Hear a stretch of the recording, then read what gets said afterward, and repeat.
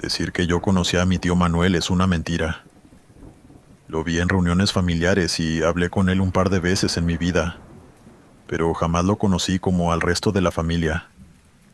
Y a decir verdad, nadie salvo mi padre, su hermano por parte de madre. Sabía quién era realmente mi tío. Lo único que se conocía sin lugar a duda de él era que tenía muchísimo dinero, una cantidad enorme que le permitía pagarse todo tipo de lujos. Ninguno de nosotros sabía de dónde había sacado el dinero, y tampoco nos importaba demasiado, ya que en cierta manera siempre fue generoso y nos regalaba cosas, para disgusto de mi padre. De hecho, recuerdo claramente cómo me decía que no aceptara nada de él, y que lo mejor era mantener la distancia de Manuel, ser corteses, pero no involucrarse demasiado. Yo, siendo una adolescente, lo vi como una simple advertencia sin importancia, y terminé olvidándolo hasta hace pocos años, cuando las palabras de mi difunto padre tuvieron mucho más sentido que en aquel entonces. Era Navidad del 2022, y la familia se reunió por primera vez en 5 años en casa de mi abuela. Mi padre murió en la pandemia, así que era un momento muy agridulce. Asistí junto a mi esposo Javier, y compartimos con toda la familia, incluido Manuel, que en un momento de la noche nos llamó aparte a los dos. Me dio el pésame por la muerte de mi padre, y me aseguró que mientras él estuviera ahí no me faltaría nada. Me preguntó si estaba pasando algún tipo de necesidad, y no sé por qué en ese momento sentí la confianza de decirle que Javier y yo habíamos estado teniendo problemas para encontrar un alquiler que nos funcionara. Manuel sonrió y nos dijo que nos ayudaría a buscar la solución. Una semana después mi tío Manuel me llamó, por primera y última vez en mi vida, diciendo que necesitaba hablar urgentemente conmigo y con Javier en persona. Cuando nos citamos con él en un café del centro, nos explicó que tenía la solución a nuestros problemas. Por Dios lo juro, ese hombre nos dijo que nos iba a regalar una casa. Obviamente nuestra reacción fue de completa incredulidad, pero Manuel insistió en que iríamos a verla en ese mismo instante. Admito que mi ingenuidad y la emoción al saber que él tenía mucho dinero, suficiente para algo así, me cegaron. Me convencí de que Manuel solo era un tío algo distante que, ahora que había perdido a su medio hermano, quería reconectar conmigo y ofrecerme un obsequio enorme. Y vaya que era un regalo enorme. La casa era hermosa, de 2 pisos con grandes puertas, en perfecto estado y con un jardín precioso adelante y atrás. Debía valer unos cuantos millones de pesos esa casa. Y él tomó la llave, abrió la puerta y nos la enseñó. No tenía muebles, pero hizo muchas bromas diciendo que ya nosotros nos encargaríamos de eso. Y cuando terminó el tour, nos dio la llave y nos aseguró que podíamos hacer el papeleo cuando quisiéramos. Javier y yo nos encargamos de eso, y una semana después la casa era nuestra y nos mudamos. Mi madre me advirtió que nadie regala algo así por nada. Me recordó que yo en realidad no conocía a Manuel, y me aconsejó que averiguara cuáles eran sus verdaderas intenciones. Pero yo estaba demasiado feliz con mi nueva casa como para pensar en consecuencias. Hasta que el primer accidente se dio. Era de noche y yo estaba bajando las escaleras con cuidado, mirando cada escalón porque aún no me acostumbraba a vivir en un lugar con 2 plantas. Iba por la mitad de la escalera, cuando al levantar el pie una mano gris me tomó del tobillo y me hizo perder el equilibrio. Me fui de frente por las escaleras y estoy segura de que me hubiese roto el cuello o la espalda, si el destino no hubiese querido que Javier justo en ese momento saliera de la cocina. Él logró amortiguar mi caída, aunque eso no evitó que me rompiera el brazo y me lesionara la pierna derecha. Estaba bajando las escaleras y un segundo después estaba llorando del dolor mientras mi esposo me abrazaba en el piso. Y cuando al fin me calmé, recordé esa mano que me hizo perder el equilibrio. Pero no había nadie en la casa salvo nosotros dos. O eso creía. Pasamos toda la madrugada y el día siguiente en el hospital. Y para cuando volvimos, la casa estaba exactamente igual que como la dejamos, pero más fría, y al menos para mí, se sentía más extraña. Javier intentó convencerme de que solo me había distraído y que esa misteriosa mano fue producto de mi imaginación. Pero a él le pasó una semana después. Javier estaba cocinando la cena. Descuidó el fuego por un segundo para tomar algunas especias del gabinete, y solo se dio la vuelta cuando vio la sombra del fuego detrás de él. El fuego había tomado 2 de las ollas en las que estaba cocinando, y las llamas llegaban casi al techo. Pero eso no fue lo único que logró ver. Por el rabillo del ojo logró distinguir, aunque fuese por un instante, la silueta de alguien saliendo de la cocina. Sin embargo, no podía seguirla. Tapó la olla y el sartén con tapas para ahogar el fuego y mantuvo la calma. Cuando fue a confrontarme para saber si había sido yo haciendo una broma muy peligrosa y de mal gusto, la vio de nuevo. Y esta vez supo que lo que nos estaba pasando no era normal. En la cima de la escalera, con medio rostro asomado hacia abajo, estaba una anciana de cabello canoso con la cara arrugada y los dientes podridos, que le sonrió y se ocultó un momento después. Javier subió corriendo y no encontró a nadie más que a mí, sentada en la cama porque no debía mover ni mi brazo ni mi pierna. No me comentó nada de inmediato, pero tampoco hizo falta porque su cara de confusión lo decía todo. Esa noche cenamos, pero ninguno de los dos durmió bien. Y no porque pasara algo en particular, sino porque los dos teníamos un mal presentimiento que no nos dejaba estar tranquilos. De hecho, tuve el corazón acelerado toda la madrugada, como si algo dentro de mí supiera que, afuera de la habitación principal, había algo moviéndose en silencio, acechándonos a los dos. A la mañana siguiente intenté hablar con mi tío Manuel, pero no me contestó las llamadas. Luego hablé con mi madre y ella reaccionó de inmediato presentándose en la casa con una de mis tías. Mi tía desde pequeña dijo tener un don, y aunque yo iba a explicarle lo que estaba pasando, me dijo que no le diera detalles y comenzó a caminar por la casa. Luego de un rato se fue al patio y le dijo a Javier que buscara una pala o algo para cavar. Luego de una hora abriendo un hueco, varios huesos salieron a la luz. Mi tía nos calmó diciéndonos que no era que en la casa hubiese sucedido un crimen o algo así, pero que esos huesos eran de brujería. Y nos dijo algo que nos dolió en el corazón a mí y a Javier: que quien nos hubiera regalado esa casa lo hizo con mala intención, para destruirnos. Las razones no las sabemos, pero a veces no hace falta que haya razones.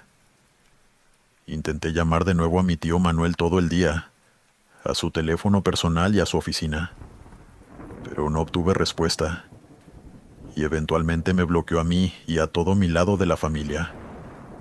Las únicas palabras que me llegaron de parte suya, y eso por un primo lejano, es que él estaba diciendo que yo y mi esposo éramos unos malagradecidos porque nos regaló una casa, y luego lo llamamos para molestarlo y pedirle más. Eso no podía saberlo él, porque nunca contestó una sola llamada antes de bloquearnos.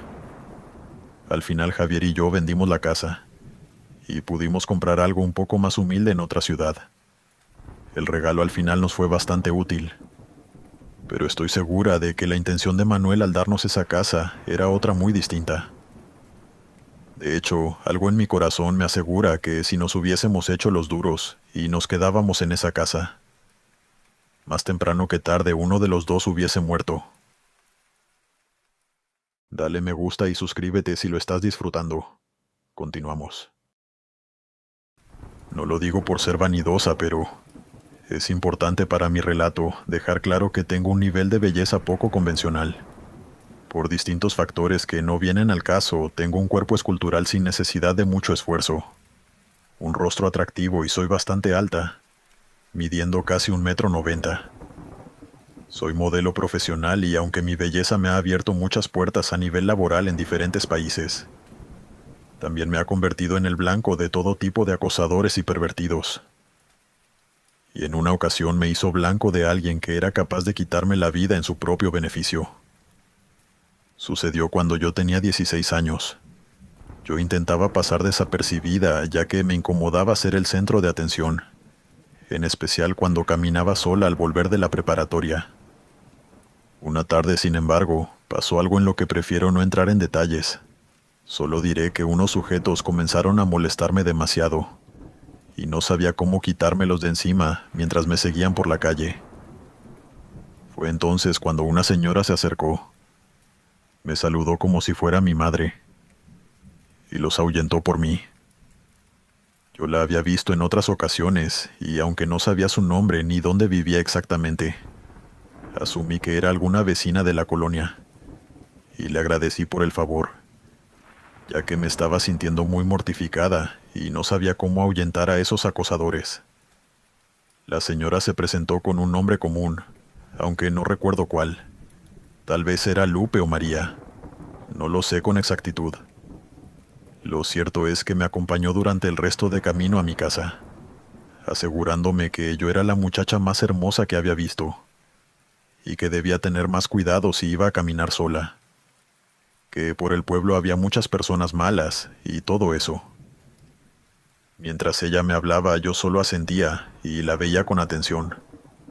A mis ojos adolescentes, esa señora debía pasar de los 50 años, y aunque suene un poco feo decirlo, parecía que había vivido muchas cosas por las marcas que tenía en su rostro y en su piel. Yo de nuevo le agradecí por acompañarme, y cuando nos acercábamos a mi casa le dije que podía seguir sola. Pero antes de marcharme, ella me tomó de la mano y me dijo que quería hacerme un regalo. Se revisó el bolsillo y me puso un anillo plateado muy hermoso. Yo me iba a negar, pero ella sonrió y me dijo que una chica bonita como yo debía tener algunas joyas, y que además si no nos volvíamos a ver tendría un recuerdo de ella. Esa interacción se me hizo un poco incómoda, pero terminé aceptando el regalo por compromiso, y me fui directo a mi casa. Entré pensando en quitarme el anillo directamente, pero por una cosa u otra se me olvidó. Y sin darme cuenta, el anillo se quedaría conmigo hasta que me fui a dormir esa noche. No me apretaba ni me incomodaba, y aunque me bañé no noté que lo tenía puesto. Al final decidí quedármelo, y vaya que me arrepentiría de hacerlo. A la mañana siguiente me fui a la prepa como todos los días, y mis amigas parecían encantadas con el anillo, convenciéndome todavía más de que era una buena idea quedármelo. De a rato se me olvidaba que lo tenía puesto, y cuando lo volví a notar me quedaba un rato contemplándolo. Me hacía sentir muy bien tenerlo, e incluso me encontré a mí misma acariciándolo como si fuera una especie de tesoro. Contrario a lo que pueda parecer, yo nunca fui una chica materialista ni superficial, justo porque no me gustaba que me trataran como si fuera una cosa. Por eso siempre me mantenía bajo perfil, y evitaba lucir cosas ostentosas. Pero ese anillo me tenía atrapada, y comencé a obsesionarme con él. Me dibujaba a mí misma, dibujaba el anillo. No me lo quitaba ni para bañarme. Y de pronto una mañana mientras me duchaba, un manojo de cabello se quedó atascado en mi anillo. Tengo una cabellera castaña muy abundante y fuerte, y jamás se me había caído un mechón entero de cabello como esa mañana.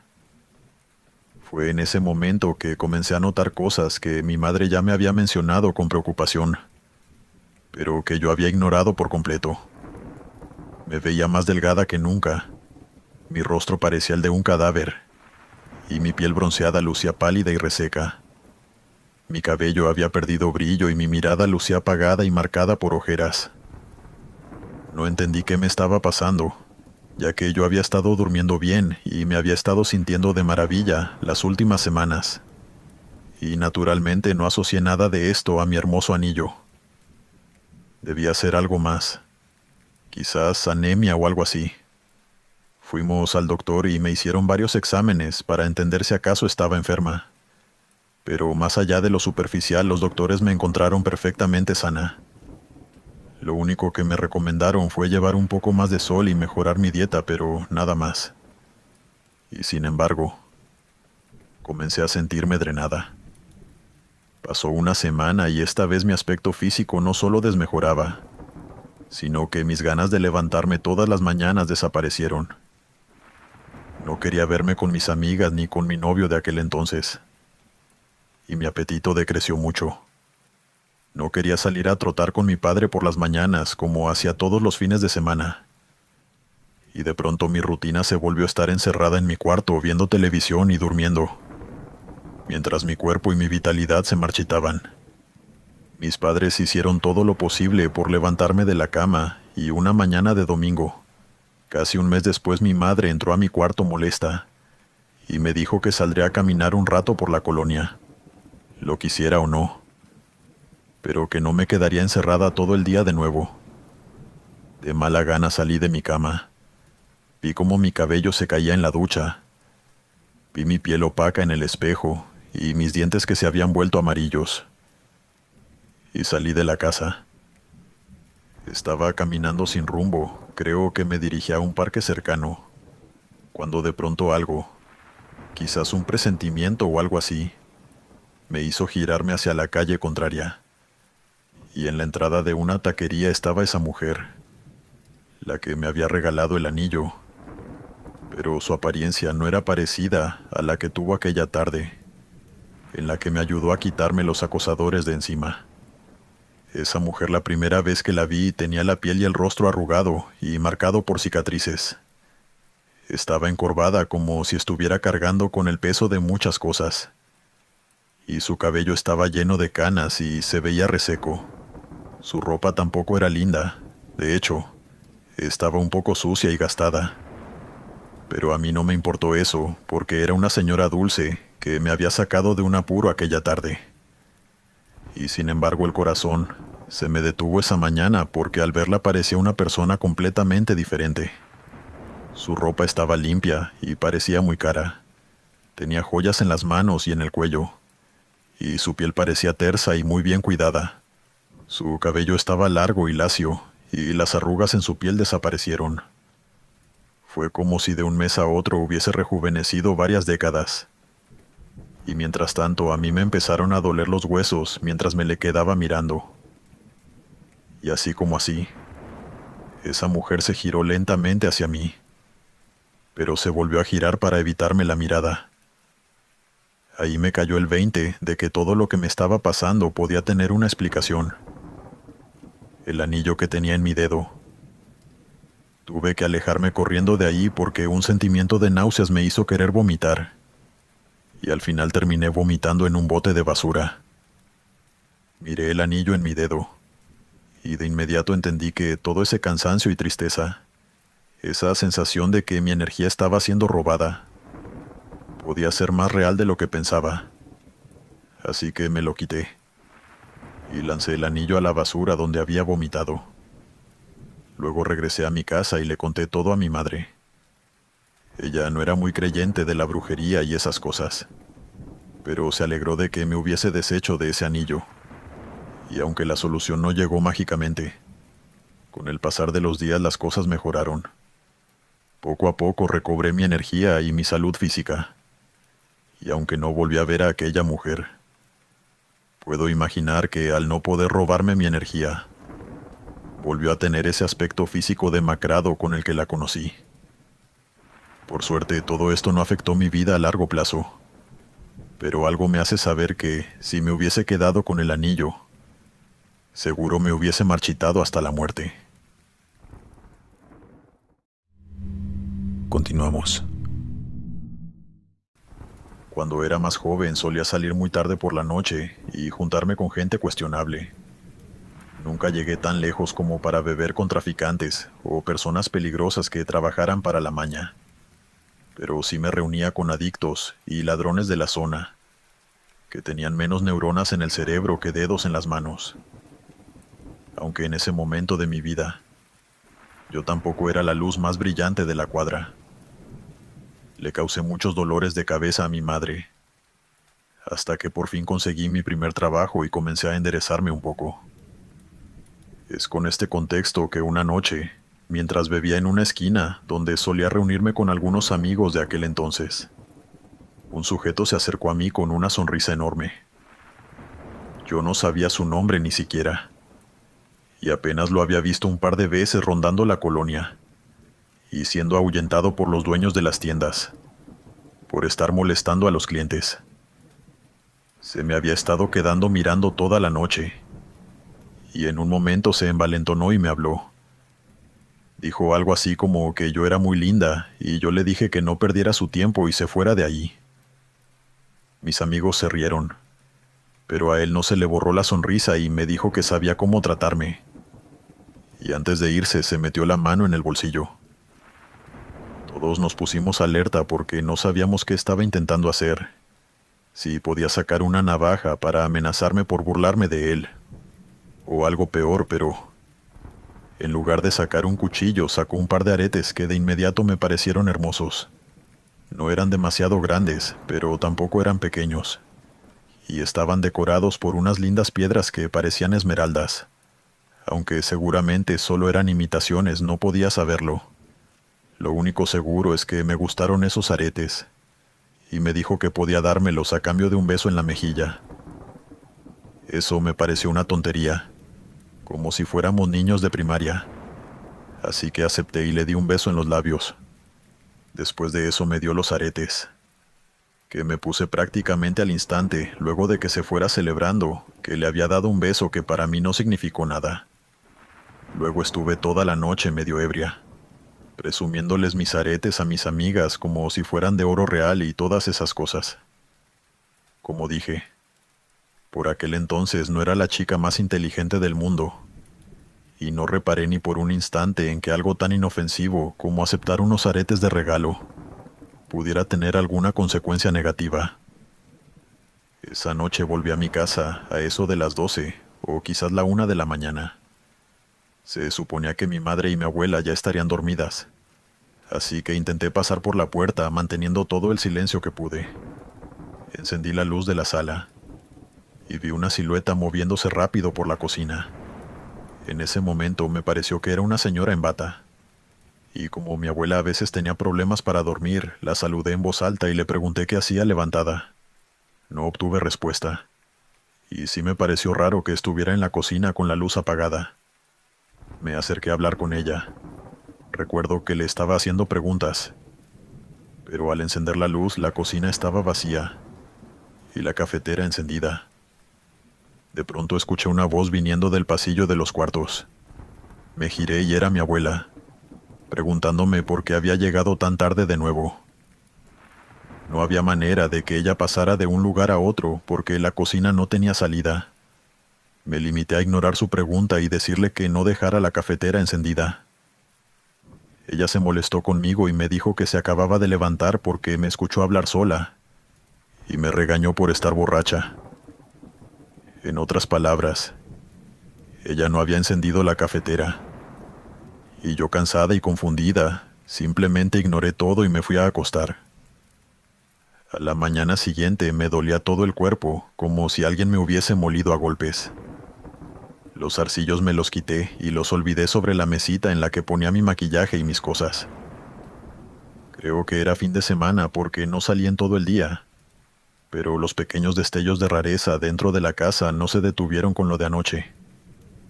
Varias horas después, estaba sentada en el sillón de la sala, almorzando lo que mi abuela preparó mientras veía televisión, cuando de pronto sentí como alguien me pasaba la yema de los dedos por el cuello.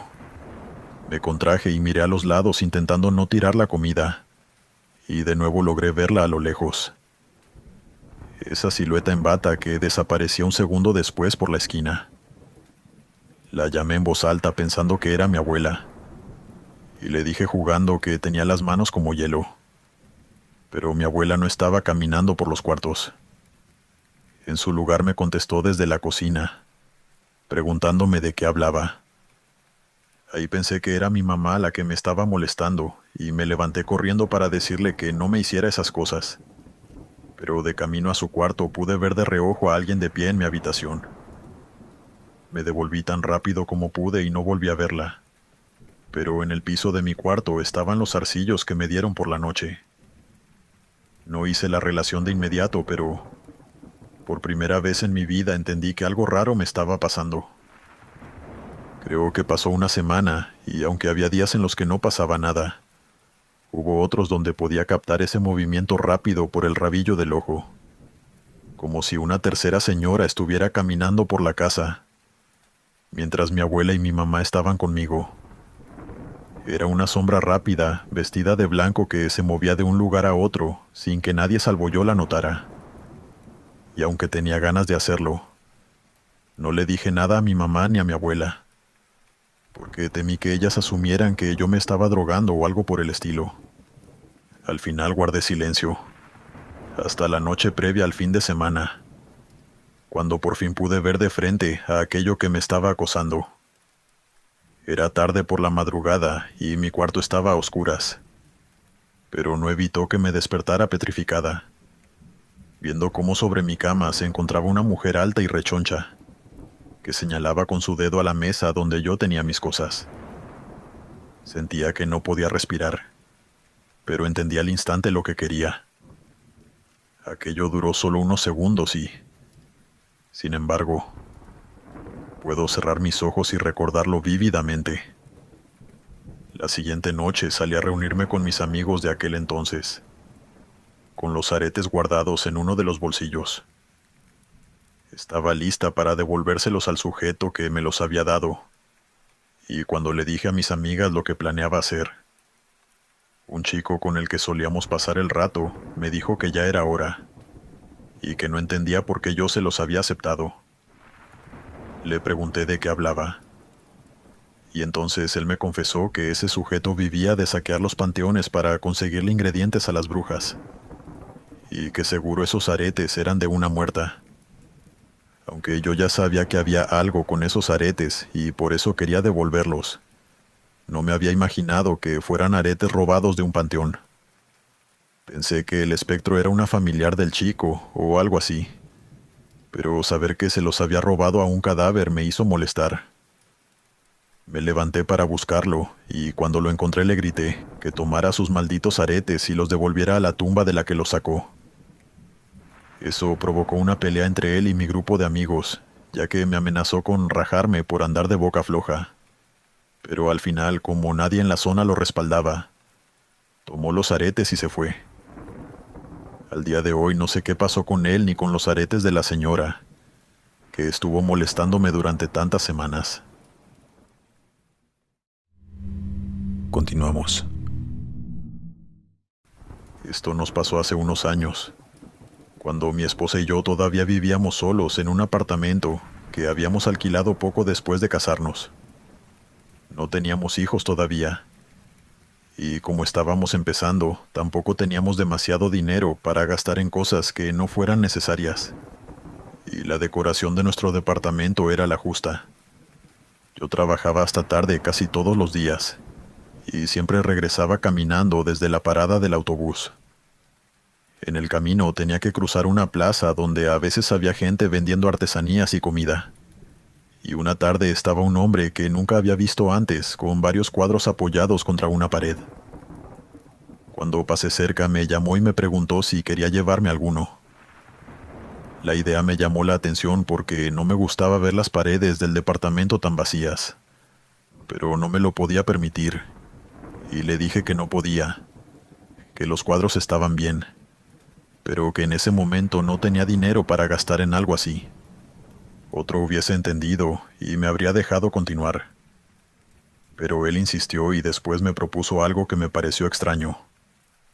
Me dijo que podía regalarme un cuadro para que lo colgara en mi casa.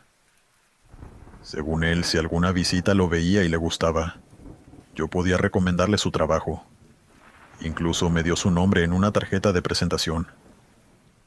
Yo le dije que casi nunca recibíamos visitas, pero aún así respondió que no importaba, que podía quedármelo. No sé por qué acepté. Supongo que porque el hombre fue amable.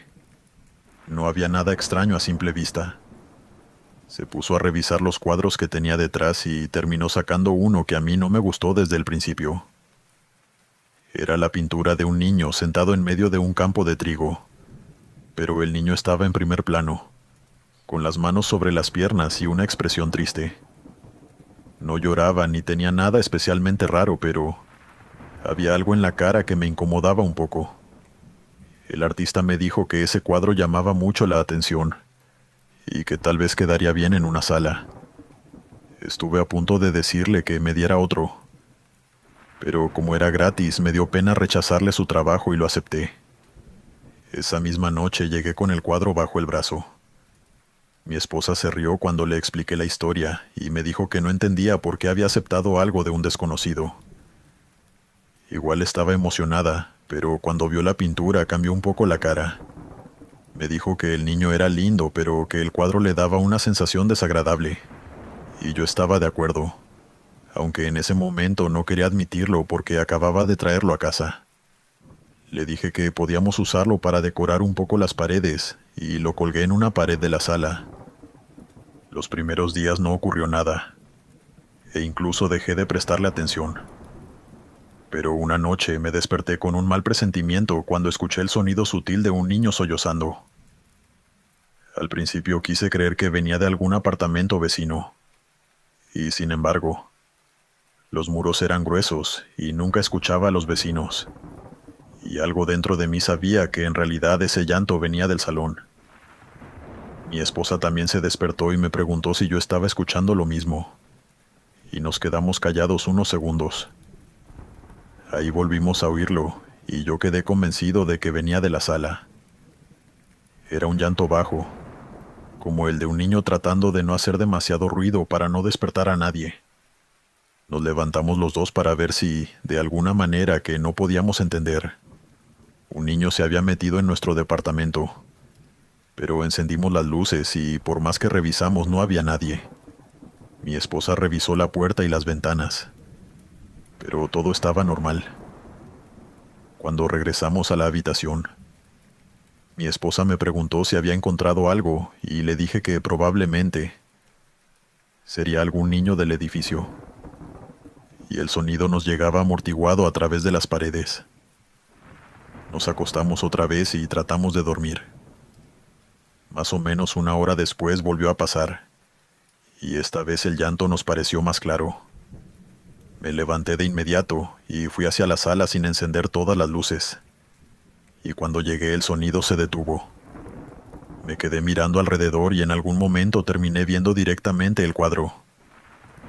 No puedo explicar bien qué fue lo que noté, pero por un segundo tuve la impresión de que el niño había movido la cabeza. Fue algo mínimo, como si hubiera cambiado un poco la posición del rostro mientras yo entraba. Igual estaba oscuro. Yo estaba recién despertado y seguro me había confundido. Así que igualmente encendí la luz y me acerqué. El cuadro estaba exactamente igual que siempre. Me quedé varios minutos mirándolo porque quería convencerme de que había sido una sombra, o que todavía estaba medio dormido. No le conté eso a mi esposa esa noche porque sabía que ya no le gustaba la pintura y no quería asustarla más. A la mañana siguiente revisamos el cuadro juntos. Lo bajé de la pared. Miré la parte de atrás y comprobé que no hubiera nada raro. También revisé la pared por si había algún conducto o algo que pudiera explicar los sonidos. Pero no encontré nada. Durante varios días no escuchamos nuevamente el llanto y empezamos a pensar que habíamos exagerado. Pero ocurrió otra vez. Pero esa noche no solo escuchamos al niño. Me puse bastante tenso cuando oí el llanto de nuevo. Y mi esposa se despertó al instante diciendo que tenía que ser un vecino. Pero se quedó muda cuando los dos al mismo tiempo escuchamos pasos pequeños en el pasillo. Sonaban como alguien caminando descalzo de la sala hacia nuestra habitación, y luego regresando. Mi esposa entró en pánico diciendo que alguien se había metido al departamento, y yo me levanté para revisar toda la casa. Dios sabe que hicimos todo lo posible y buscamos en todos los rincones. Pero no había nadie. La puerta principal estaba bien cerrada y las ventanas también. Nosotros no teníamos hijos, no teníamos mascotas, y no había ninguna razón para escuchar ese tipo de pasos dentro del apartamento. Desde esa noche comenzamos a dormir mal. El llanto aparecía cada pocos días, y casi siempre venía de la sala de estar. Los pasos no eran tan frecuentes, pero los escuchamos suficientes veces como para dejar de pensar que era una coincidencia, o que el eco que venía de otro departamento. Y cuando salíamos a revisar, lo primero que veíamos era ese cuadro en la sala, con un niño triste como protagonista. Obviamente era mucha coincidencia, y mi esposa empezó a pedirme que quitara el cuadro. Yo todavía trataba de buscar explicaciones racionales a lo que nos estaba pasando, aunque cada vez me costaba más. Y una noche volví a entrar en la sala después de escuchar el llanto, y tuve otra vez la sensación de que algo en la pintura había cambiado. Esta vez me pareció que el niño estaba mirando hacia donde yo estaba parado. No podría demostrarlo. Tal vez mi cabeza ya estaba jugando conmigo, pero fue suficiente para convencerme. Tuvimos el cuadro unas 3 semanas y una mañana mi esposa me dijo que no quería pasar otra noche con esa cosa en la casa, y yo ya no tenía ninguna intención de discutir. Lo descolgué. Lo envolví en una bolsa grande y decidí devolverlo. Intenté llamar al artista a los números de contacto que me dio en la tarjeta, pero los números no estaban asignados a ningún usuario. Esa tarde pasé por la plaza buscando al artista, pero no estaba. Regresé varios días después y tampoco lo encontré. Pregunté a 2 vendedores que trabajaban normalmente allí, y ninguno supo decirme quién era. Puede que simplemente no lo conocieran, o que el hombre vendiera en otro sitio. Al final tiré el cuadro en un contenedor lejos del edificio. No quise regalarlo ni dejarlo donde algún vecino pudiera recogerlo. Desde el día en que lo saqué de la casa no volvimos a escuchar llantos ni pasos durante la noche. Nunca volví a ver al artista, pero una noche mi esposa y yo decidimos buscarlo en internet. Quizás tenía redes sociales o algo así. Pero nada. Era como si ese hombre no existiera.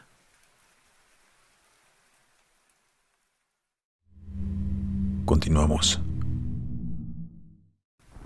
Esta historia le sucedió a mi esposo cuando era estudiante en la universidad, allá por el año 2005, y las consecuencias de la obsesión de alguien lo siguieron durante casi 4 años.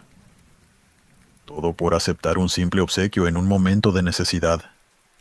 Mi esposo se llama Nelson, y él recuerda remotamente que aquella mañana en la universidad estaba sentado con sus compañeros e hizo el comentario rápido e inocente de que estaba pasando por una mala situación económica en casa.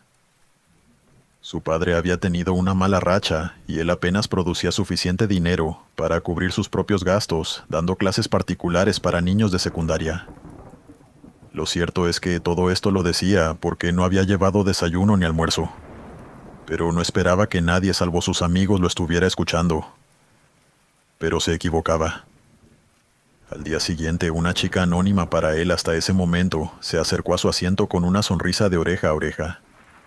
Se presentó como Diana, y le susurró que lo había escuchado el día anterior, y que tenía un regalo para él.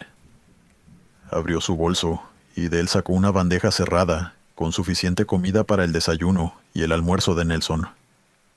Nelson no sabía qué decir y quiso negarse al principio, pero la chica insistió en que todo era para él, y que lo disfrutara.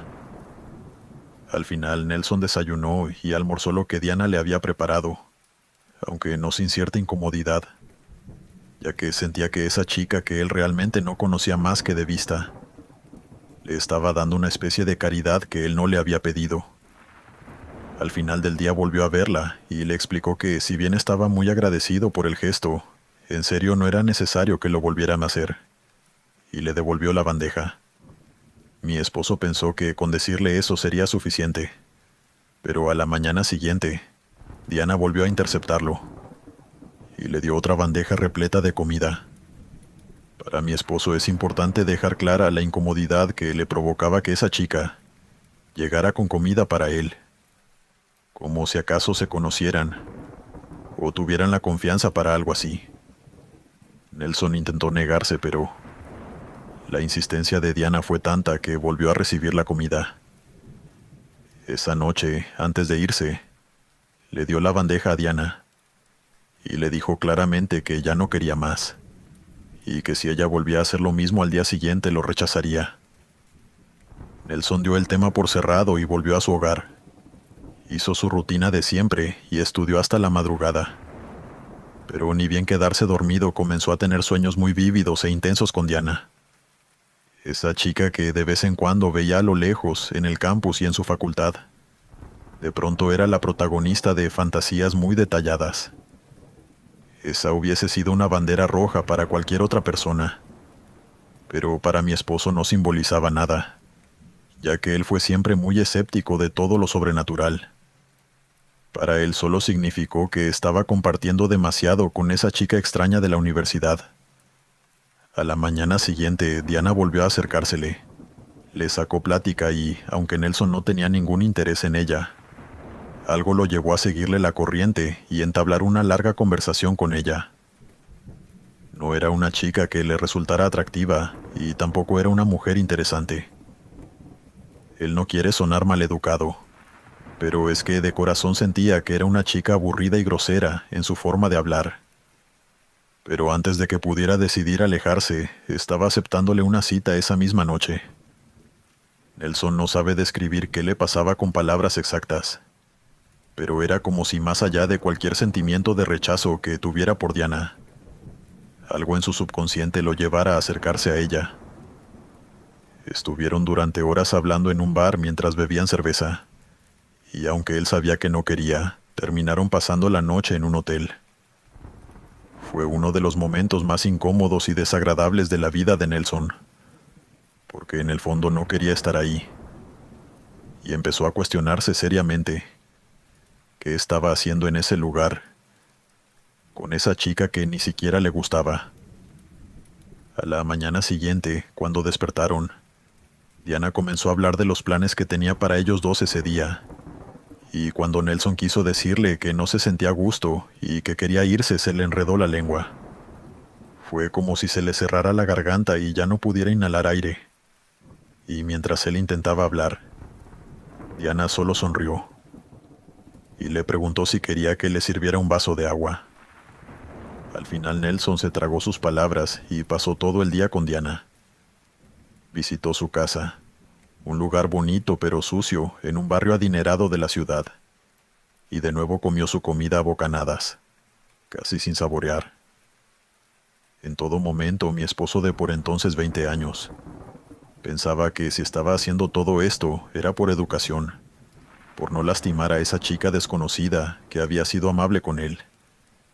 Y antes de al fin separarse, Diana sacó una pequeña bandeja de comida y le dijo que era para su cena. Nelson ya ni siquiera hizo el intento de negarse, pero cuando estuvo bastante lejos, le regaló la comida a un necesitado y se fue a casa. Durante las siguientes 2 semanas, Nelson simplemente no encontró la manera de cortar el vínculo que tenía con Diana. No quería estar con ella. Le empezó a resultar repulsivo pasar tiempo con esa chica, y los sueños cada vez le parecían más grotescos y agresivos. Pero cuando la veía de frente, simplemente no podía negarse a casi nada de lo que ella le pedía. Fue en ese momento de desesperación donde ya no sabía qué hacer, que Nelson pasó frente a una iglesia, y según me describió, tuvo el impulso de entrar. Mi esposo no era religioso antes de toda esta experiencia, pero esa tarde se arrodilló ante el altar de la iglesia y preguntó en voz baja qué le estaba pasando con Diana. Nelson incluso me confesó que se le salieron las lágrimas porque lo invadió una desesperación enorme, como si estuviera atrapado de alguna forma. Y entonces, una mujer se acercó de la nada y lo saludó con mucha gentileza. Lo invitó a rezar con ella, y después de unos minutos, la señora le dijo que, más allá de que él creyera o no, debía saber algo. Alguien lo estaba trabajando, y ella podía sentirlo. Nelson no está seguro de cómo esa mujer lo sabía, y no recuerda las palabras exactas que usó, pero le aconsejó no dejar de ir a la iglesia, confesarse, comulgar, bautizarse si hacía falta, pero que por nada del mundo, eso sí, por nada del mundo volviera a comer nada que esa persona le diera, que no le aceptara regalos ni se dejara tocar por ella. Luego de eso se fue, sin darle más explicaciones. Mi esposo no creía en brujería ni hechizos, y a duras penas creía en Dios, pero no creía en la iglesia. Y sin embargo, está casi seguro de que aquello fue un milagro de alguna manera. Esa noche la imagen de esa señora rezando a su lado le dio fuerza para ignorar los mensajes de Diana, y a la mañana siguiente se alejó de ella tan rápido como pudo. Como dijo la señora, comenzó a rezar y a ir a la iglesia. Y sabe que el final de su relato puede sonar anticlimático, pero así fue el final de su historia. La solución fue pedir protección de Dios, encomendarse a Él. Y funcionó. Poco a poco dejó de soñar con Diana y recuperó el control de sus acciones. Hoy en día está seguro de que Diana lo estaba amarrando, y solo Dios sabe que tenía la comida que ella le daba todos los días. Ella siguió acosándolo durante años, pero al menos el factor sobrenatural se detuvo. Continuamos. Mi hijo Sebastián siempre fue un niño muy activo. Desde pequeño hablaba con todo el mundo y hacía preguntas todo el tiempo. Podía ponerse a jugar con otro niño, aunque acabara de conocerlo, ya que nunca fue tímido. Y si alguien le sonreía, él saludaba de regreso. Cuando ocurrió esto, él tendría unos 5 años y faltaba poco para Navidad. Una tarde fui con él a un centro comercial porque todavía me faltaban algunas compras y mi esposo estaba trabajando. Había bastante gente y varios puestos temporales con adornos, dulces y juguetes. En uno de los pasillos vi a una mujer mayor sentada, cerca de una mesa con algunos juguetes de madera. Pensé que estaba vendiéndolos porque había varias personas pasando cerca y ella intentaba llamar la atención. Sebastián la saludó cuando pasamos frente a ella, pero la mujer no respondió. Solo se quedó mirándolo. Yo seguí caminando, pero Sebastián me dijo que la señora lo estaba llamando. Cuando miré otra vez vi que movía una mano indicándole que se acercara. No me gustó mucho la situación, pero estábamos en medio del centro comercial y rodeados de gente. Así que fui con él para ver qué quería. La mujer trató de hablarnos y ahí entendí que era muda. Hacía algunos sonidos, pero sobre todo se comunicaba con gestos. La señora tomó un juguete de la mesa y se lo mostró a Sebastián. Era un carro pequeño hecho de madera oscura, bastante simple. Tenía 4 ruedas y una cuerda corta en la parte delantera. Después se lo puso directamente en las manos. Yo pensé que quería vendernos, así que le pregunté cuánto costaba. Pero ella negó varias veces y señaló a Sebastián, como diciéndome que era un regalo. Yo no quería aceptarlo y le expliqué que no era necesario y traté de devolvérselo. Pero Sebastián ya estaba encantado con el carro de juguete. Saqué dinero de mi cartera para pagarle de todas formas. Pero la mujer volvió a negarse y antes de que pudiera insistir en dárselo, guardó sus cosas y se marchó. Eso me hizo molestar y le estuve explicando todo ese rato a Sebastián, que no debíamos aceptar regalos de extraños. Pero cometí un error y, en lugar de botar el carro, se lo dejé para que no hiciera berrinche. Desde esa tarde, Sebastián empezó a jugar con el carro de juguete a cada momento. Al principio no me pareció raro porque los niños se entusiasman con cualquier juguete nuevo. Y la verdad sea dicha, ese carro era diferente a cualquier otro obsequio que le hubiésemos dado antes. Era algo artesanal hecho de madera. Y asumí que su fascinación se debía a eso. Lo llevaba por toda la casa, lo ponía sobre la mesa mientras comía, y quería dormir con él al lado de la cama. Lo extraño fue que ese interés no se le pasó con el transcurrir de los días, sino todo lo contrario. Se volvió casi una obsesión. Llegó Navidad y recibió varios regalos que llevaba semanas pidiendo. pero casi no les prestó atención.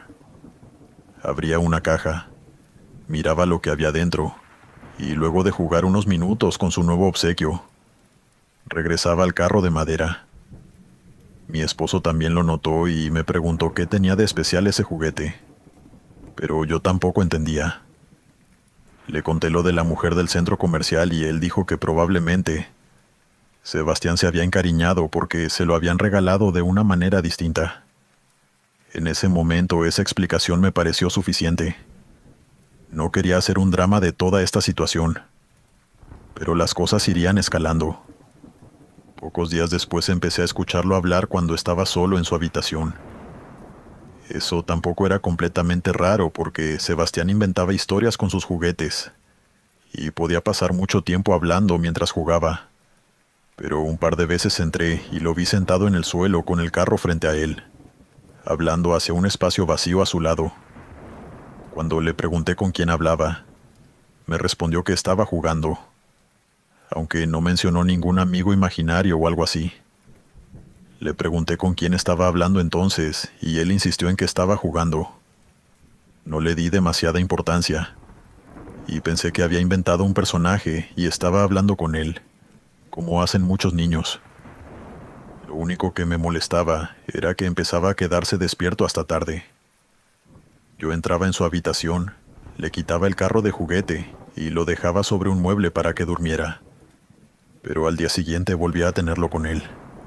Una madrugada me despertó un ruido de ruedas sobre el piso. Era un sonido muy suave, pero se repetía una y otra vez. Al principio pensé que Sebastián se había levantado a jugar otra vez y me molesté porque ya le habíamos dicho varias veces que no podía hacer eso de noche.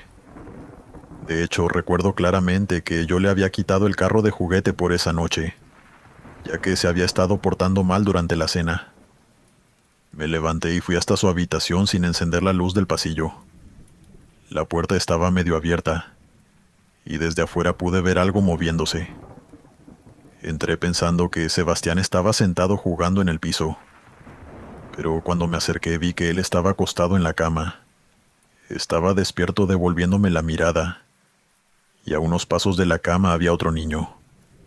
No puedo decir mucho de él porque todo duró segundos.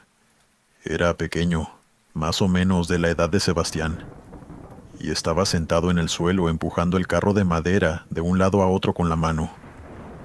Yo pensé que había entrado algún niño al apartamento y mi primera reacción fue encender la luz. En cuanto lo hice, ya no había nadie en el piso, y el carro de juguete estaba ahí, detenido cerca de la cama.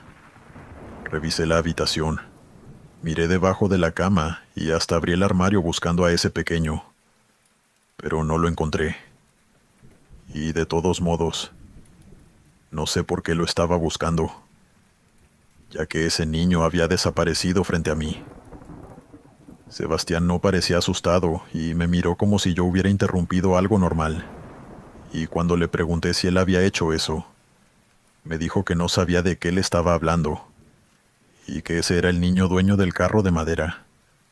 Le pregunté qué quería decir y respondió que ese era su amigo, y que el carro había sido suyo antes. Desperté a mi esposo inmediatamente y, aunque al principio pensó que yo estaba confundida por haberme levantado de golpe, terminó creyéndome al ver lo nerviosa que estaba. Además, yo no estaba medio dormida, y estoy segura de lo que vi esa noche, sin mencionar que Sebastián, en su inocencia, seguía diciendo lo mismo, dándome por completo la razón en que había algo en su habitación aquella noche. Mi esposo agarró el carro de juguete y nuestro hijo empezó a llorar de inmediato. Decía que no podíamos llevárnoslo, pero no le hicimos caso. Guardamos el carro de juguete en un gabinete con llave, y a la mañana siguiente fuimos a una iglesia que conocíamos. Le explicamos a un sacerdote lo ocurrido y le mostramos el juguete. Y aunque él no nos aseguró que hubiera algo extraño, aceptó bendecirlo. Después nos recomendó que no lo lleváramos nuevamente a casa, o que en todo caso no lo dejáramos en manos de Sebastián. Mi esposo y yo decidimos llevarlo al panteón donde estaban enterrados algunos familiares suyos y dejarlo allí. No sé por qué escogimos ese lugar, pero En ese momento solo queríamos que estuviera lejos de Sebastián y de nuestra casa. Sebastián estuvo molesto durante varios días y preguntó muchas veces por el carro de juguete. Pero poco a poco recordó todos los juguetes que le dimos por Navidad y fue olvidándose del tema. Pasaron semanas y parecía haber olvidado completamente todo el asunto. Nosotros no volvimos a escuchar ruedas en su habitación, ni lo vimos hablando con alguien que no estuviera allí. Hoy Sebastián tiene 16 años y una vez intenté preguntarle si recordaba aquel carro de madera que una señora le regaló antes de Navidad, y me miró sin entender de qué estaba hablando. Mi esposo y yo sí recordamos todo, pero nunca hemos sabido con qué intención esa mujer le dio ese juguete a mi hijo.